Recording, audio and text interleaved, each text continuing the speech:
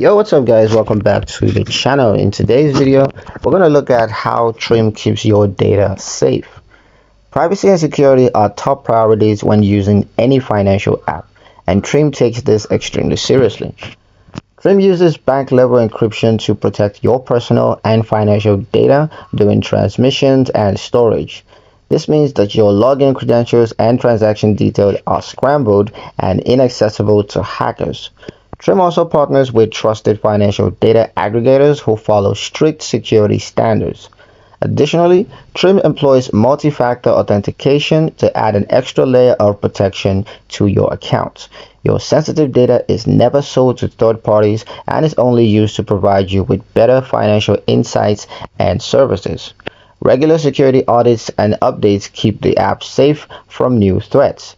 Always remember to use a strong password and to enable two-factor authentication for maximum security, so you can confidently use Trim knowing that your data is guarded by industry-leading safeguards.